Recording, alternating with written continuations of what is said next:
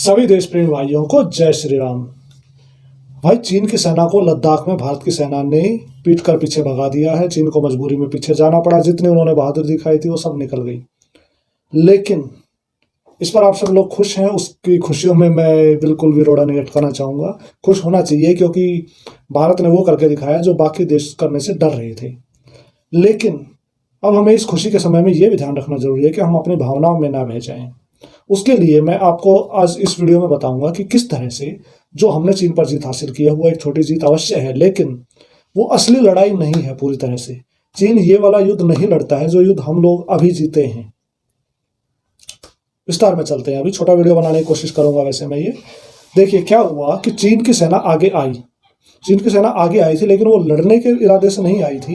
जैसे कि हमारे काफ़ी सारे डिफेंस एक्सपर्ट्स वगैरह ने बताया है कि जब कोई लड़ने के लिए आता है तो वो आकर वहाँ चौड़े में तंबू गाड़ के नहीं बैठता। अपनी बख्तरबंद गाड़ियों को सामने खुले में नहीं रखते, वो छुपा के रखा जाता है। तो वो सब चीन की तैयारियां नहीं थी। उनका इरादा ये था कि हम आगे आएंगे, आंखें दिखाएंगे और भारत हमसे डर जाएगा। डरपोक देश है, वो सोचते थे। लेकिन भारत डरा नहीं, उनको बराबर जवाब दिया और वो कुछ नहीं कर पाए। तो लास्ट में तंग आके उन्होंने भागना पड़ा। लेकिन ये बात पक्की है कि अगले साल वो फिर आएंगे। जो इस साल उन्होंने सबक सीखे हैं उनको सीख के ज़्यादा तैयारी से आएंगे। लेकिन इसके साथ ये ध्यान रखना जरूरी है कि देखिए, मेरे पहले की कई वीडियोस में आपने देखा होगा, मैं आपको बताता हूँ कि जिहादी और कम्युनिस्ट और क्रिश्चियन भी आप कह सकते हो, ये तीनों अब्राहमिक मजहब हैं। कम्युनिस्टों को लोग अब्राहमिक मजहब नहीं मानेंगे, लेकिन मेरा मानना है कि ये भी एक अब्राहमिक मजहब है। इसमें सारे कैरेक्टरिस्टिक्स वही हैं। तो इन लोगों का क्या तरीका होता है, ये लोग आमने सामने की लड़ाई बहुत ज़्यादा पसंद नहीं करते हैं। दावे ये बहुत बड़े बड़े करेंगे कि हम बहुत बहादुर हैं, चीर देंगे, फाड़ देंगे, ये सब कर देंगे, लेकिन ये असल में आमने सामने की लड़ाई लड़ने से हमेशा डरते हैं। ये लोग क्या करते हैं, ये आपके साथ हमेशा चाल खेलते हैं, धोखे से जीतने की कोशिश करते हैं। उसके अलावा इस लड़ाई कब लड़ेंगे, जब ये बिल्कुल ही मतलब बड़ी मेजोरिटी में हो, यानी 1 से 5 का रेशियो हो लगभग। मैं ये कहना पसंद करता हूँ कि 1 से 5 के रेशियो में लड़ना पसंद करते हैं। एक आदमी अकेले में इनको कहीं मिल गया, उसके ऊपर 5 लोग टूट पड़े, उसको मार दिया, वो सब ये करना पसंद करते हैं। लेकिन ये आमने सामने की बराबरी की लड़ाई नहीं लड़ना चाहते जहां तक हो उसके। तो उसके लिए अब चीन क्या करता है मैं आपको बताता हूँ। चीन बॉर्डर की लड़ाई लड़ना इतनी नहीं चाहता। उसकी सेना भी इस मामले में कमजोर है, इनएक्सपीरियंस्ड है। बड़ी सेना बेशक है, चमक दमक के हथियार हैं, लेकिन वो इस मामले में लड़ने को तैयार नहीं है। तो वो कौन सा युद्ध लड़ रहे हैं। अब देखिए, चीन की आर्मी की ये पब्लिश्ड डॉक्ट्रिन है कि वो युद्ध का बड़ा पार्ट मानते हैं साइकोलॉजिकल वारफेयर, और इसमें भी वो 3 पार्ट्स मानते हैं। पहला है साइकोलॉजिकल वारफेयर, यानी कि मानसिक युद्ध। दूसरा है आपका मीडिया वारफेयर, कि मीडिया को कैसे मैनिपुलेट किया जाए। और तीसरा आ जाता है लीगल सिस्टम्स, लीगल वारफेयर भी इसको बोलते हैं। अब क्या है कि आप देखोगे कि चीन की लड़ाई जो डेमोक्रेटिक देशों के साथ है। तो डेमोक्रेटिक देशों में क्या होता है कि हम बड़े खुश होकर गर्व से कहते हैं कि भाई हमारे देश में सबको स्वतंत्रता है, आप सरकार का विरोध कर सकते हो, सरकार के विरोध में बोल सकते हो। अगर किसी भी कानून से आपको आपत्ति हो तो आप कोर्ट जाके उसका मुकाबला कर सकते हो, या सरकार के किसी भी एक्शन को आप कोर्ट में चैलेंज कर सकते हो। अब हम ये सब गर्व से कहते हैं कि ये हमारी विशेषताएं हैं, ये हमारी अच्छाई है। लेकिन चीन इसको ऐसे ही पकड़ता है। चीन आपकी अच्छाइयों को समझता है, आपकी सोसाइटी में अच्छे से समझता है किन चीज़ों से आपको दिक्कत है, किन चीज़ों से आपको परेशानी है, आपके सिस्टम में कहाँ पे कमजोरियां हो सकती हैं, जिसको घुमा के वो आपके विरुद्ध प्रयोग कर सके। जैसे कि उदाहरण के तौर पर हम देखें कि चीन ने अमेरिका में क्या किया। ट्रंप के चुनाव से पहले उसने काफ़ी शहरों में प्रदर्शन कराए। किस नाम पर? काले गोरे के नाम पर। अब काले गोरे का कोई नया झगड़ा नहीं था, ये अमेरिका में सैकड़ों सालों से चल रहा है। अभी वहां पर काले लोग अपराध में थोड़े से ज्यादा शामिल होते हैं, वो पुलिस वालों के हाथ मारे भी जाते हैं। उसमें सही भी है, गलत भी है, ये सब कोई नई चीज नहीं थी। लेकिन ट्रंप के चुनाव से पहले सारे देश में लूटपाट हो रही है, दंगे हो रहे हैं, काले गोरे के नाम पे झगड़े हो रहे हैं। चुनाव के बाद सब गायब। तो इसी तरह की लड़ाई उसकी भारत में भी चल रही है।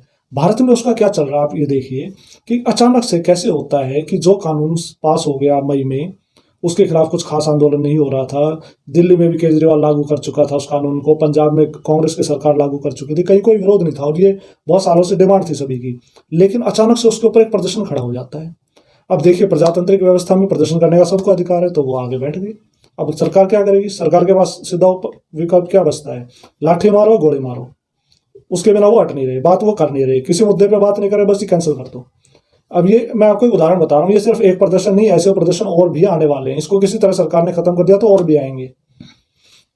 तो उसमें क्या हुआ, आपकी व्यवस्था को आपके विरुद्ध प्रयोग किया गया। अब चीन इसके लिए सामने नहीं आया, उसने कुछ लोगों को पैसे खिलाए, काम हो रहा है। कभी खालिस्तान के नाम पर लोग वहां बैठे हैं, कुछ लोग जाटों के नाम पे वहां पर बैठे हैं, कुछ लोग किसान के नाम पर सचमुच समझ रहे हैं कि उनके साथ कुछ अन्याय होने वाला है, कुछ अमीर गरीब के नाम पर बैठे हैं। लोग तो यहाँ पर महिला सशक्तिकरण को भी घुसा चुके हैं इसमें। मुद्दा क्या है समझिए, सरकार नहीं लड़ रही, सेना नहीं लड़ रही है, लेकिन चीन ने कुछ लोगों को पैसे देकर यहाँ आपके देश के खिलाफ लड़ने में लगा दिया। काम करना बहुत मुश्किल होता है, बात समझिए, लेकिन बिगाड़ना बहुत आसान होता है। अब आप ये समझिए कि सरकार के इस विधेयक को करोड़ों लोगों ने स्वीकार कर लिया, लेकिन कुछ हजार लोग आके यहाँ पे दिल्ली में राजधानी को घेर कर बैठ गए हैं। वो कर कुछ नहीं सकते, लेकिन बिगाड़ सकते हैं। इसको कहते हैं रायता फैलाना, अपने दिल्ली की भाषा में, कि रायता फैला सकते हैं। उन्होंने रायता फैला दिया है, अब आपके सिर पे परेशानी खड़ी करते रहेंगे, वो सबका रास्ता रोक के बैठ गए। इसके अलावा दूसरा ये क्या करते हैं, आप कहते हो हमारे देश में अभिव्यक्ति की स्वतंत्रता है, यानी कि फ्रीडम ऑफ एक्सप्रेशन है, तो उसके लिए वो क्या करेंगे, वो आपकी मीडिया को मैनिपुलेट करेंगे। कुछ बिके हुए लोग चीन के लिए यहाँ पर काम कर रहे हैं, और उनकी पहचान करना कोई मुश्किल काम नहीं है। उनके रिपोर्टिंग को देखकर, उनके बोलने के तरीके को देखकर, वो किन मुद्दों को उठाते हैं उनको देख के आपको साफ समझ में आ जाता है। अब क्योंकि आपके देश में बोलने की स्वतंत्रता है, तो सब कोई कुछ भी बोल सकता है।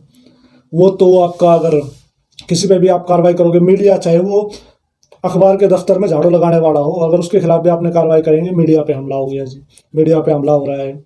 जैनों में नारे लगाएंगे टुकड़े टुकड़े होने के, फिर भी कहेंगे छात्रों को स्वतंत्रता नहीं है, छात्रों पर अत्याचार हो रहा है, हमें बोलने की आज़ादी नहीं है। तो इस तरह के वो आपके ही सिस्टम को आपके खिलाफ इस्तेमाल कर रहे हैं। चीन का इसमें कुछ नहीं बिगड़ रहा। आप समझिए, लड़ाई सिर्फ आपके घर में हो रही है, चीन में कोई लड़ाई नहीं हो रही। वो यहाँ पे ऐसी कोई स्वतंत्रता नहीं देता, लड़ाई आपके घर में हो रही है। तो उसके बाद नुकसान आपका हो रहा है, उसके सिर्फ कुछ पैसे लग रहे हैं, ज़्यादा पैसे भी नहीं लग रहे। बॉर्डर पर लड़ने में ज़्यादा पैसे लगते, ज़्यादा लोग लगते, हथियार लगते, यहाँ पर सिर्फ पैसा लग रहा है। यहाँ पे किराए के टट्टू जो हैं वो उनका काम कर रहे हैं। उसके बाद तीसरी लड़ाई वो कौन सी लड़ रहे हैं, तीसरी लड़ाई वो भारत में लड़ रहे हैं कि कानूनी लड़ाई जिसको बोलते हैं, लीगल वारफेयर। तो लीगल वारफेयर में क्या है कि आप कुछ भी काम करने बैठिए, आपके पड़ोस में एक फ्लाईओवर बन रहा होगा, लेकिन आप देखेंगे कि फ्लाईओवर का काम शुरू होने से पहले काम रुक गया। 5 साल हो गए, 7 साल हो गए, 10 साल हो गए फ्लाईओवर बनने में। अब आप सोचिए कि एक फ्लाईओवर जिसे कि 6 महीने में बन जाना चाहिए, 8 से 8 साल में बन जाना चाहिए, उसको 10-10 साल हो जाते हैं। 10 साल तक वो रोड बंद पड़ी है, वहाँ पे दुकानें लोगों की ठप हो गई, सारा काम धंधा ठप हो गया, आने जाने वालों को मुसीबत हो रही है। और इसके लिए चीन का क्या खर्चा लगा, सिर्फ एक प्रशांत भूषण जैसा कोई आदमी जाके वहाँ पर एक PIL दाखिल कर देगा, या कुछ लोगों को जोश में चढ़ा दिया जाएगा। जैसे कि दिल्ली में पीछे क्या हुआ था कि लोगों की ज़मीनें 3.5 से 4.5 करोड़ रुपए के बीच में जा रहे थे किले के हिसाब से, लेकिन वहां पर फिर लोगों को जोश में चढ़ा दिया गया और उन्होंने ऐलान कर दिया कि 5 करोड़ से नीचे कोई नहीं बिकेगा। तो सब काम वहीं ठप हो गया। नहीं तो दिल्ली में अभी कई सारे रेजिडेंशियल प्लान्स आ चुके होते और लोगों के लिए काफी घर बन चुके होते। तो नतीजा क्या देखिए, साइकोलॉजिकल वारफेयर, वो आपको सच को समझने की शक्ति को ही घुमा देंगे। लोग यहाँ पर सरकार के खिलाफ बैठे, जबकि सरकार किसानों के हित में काम कर रही है और बता के कर रही है, अच्छे तरह समझा रही है, समझ में आ रहा सब कुछ, लेकिन लोग कहीं अमीर गरीब, कहीं अंबानी अडानी, पता नहीं क्या क्या मन में कल्पनाएं बना के बैठ गए हैं। तो सरकार का काम नहीं होने दिया, रोक दिया। सिर्फ ये नहीं कि सरकार पलट जाएगी, उससे कुछ हो जाएगा, लेकिन काम को स्लो कर दिया, देर कर दी काम होने में। हर चीज़ का फर्क पड़ता है। उसके बाद सेकंड रिवीजन में अपना मीडिया में हर जगह, हर अखबार, आदमी की मतलब कैसे ना कन्विंस हो, हर चीज़ बार बार कोई ना कोई वही झूठ बोले जा रहे हैं। छोटे छोटे कलाकार भी, जैसे मैंने ललित शौकीन पे वीडियो बनाया था, ललित शौकीन जैसे कलाकार भी अब आके आलतू फालतू बातें कर रहे हैं, जिन बातों का कोई लॉजिक नहीं है, लेकिन पैसे मिल रहे हैं, लोग बातें कर रहे हैं, भाई कुछ नहीं कर सकते। इसके अलावा तीसरा लीगल, उठा के कहीं भी कुछ भी केस कर डालते हैं। दुनिया भर की समस्याएं चल रही हैं, हर जगह कहीं भी कोई भी सड़क बननी है, कोई भी मेट्रो रेल आ रही है, दुनिया भर के केस कर रहे हैं। जैसे मुंबई में अभी आरे के केस में हुआ था, मेट्रो बननी थी, एक शेड बनना था, वहाँ पर दुनिया भर की फिल्म स्ट्रीट बनी हुई है, लोगों के फार्म हाउस बने हुए, सब बने हुए हैं, लेकिन मेट्रो का शेड बनना था, उसके ऊपर पर्यावरण को हानि हो जाएगी, ये सब करके ठोक दिया। तो ये मैंने आपको समझाने की कोशिश की है कि किस तरह से देश के खिलाफ लड़ाई लड़ी जा रही है, और इसका इलाज सिर्फ यही है कि ज़्यादा से ज़्यादा लोग इसको समझ पाएं, तभी हम उसके खिलाफ लड़ाई लड़ सकते हैं। और कोई इलाज नहीं है, सरकार इसके खिलाफ सेना का इस्तेमाल नहीं कर सकती। अगर आप एक पत्रकार को गोली मारोगे और पैदा हो जाएंगे। बिकने वाले लोग हमेशा हर देश में होते हैं। ये लोग बहुत गलत कहते हैं कि ये तो भारत है, यहाँ बिकने वाले लोग ज़्यादा है, 100 में से 99 विमान, ऐसा नहीं है, सारी दुनिया में है, और बाकी देशों में भी ये सब किया जा रहा है। अगर आप इन अंतर्राष्ट्रीय मामलों को देखोगे तो इस समय पे रूस में प्रदर्शन हो रहे हैं, इसराइल में प्रदर्शन हो रहे हैं, और कई सारे देशों में प्रदर्शन हो रहे हैं ऐसे ही। तो ये रणनीति बहुत जगह चलाई जा रही है। इसको मैं वर्ल्ड वार 3 मानता हूँ कि वर्ल्ड वार 3 अभी चालू है, लोग समझ नहीं रहे, अभी लड़ाई के तरीके बदल गए हैं।